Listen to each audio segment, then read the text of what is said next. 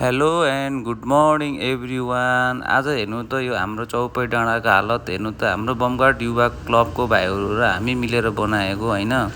अरूहरूले गरेको कामको चाहिँ सम्मान गर्न सिक्नु होला प्लिज। हामीहरूले गरेको काम देखेर डाडिनु हुनुहुन्छ भने हजुरहरूले पनि हजुरको ठाउँमा यस्तै काम गरेर देखाउनु होला प्लिज। अरूले गरेको कामको चाहिँ सम्मान गर्न सिक्नु होला।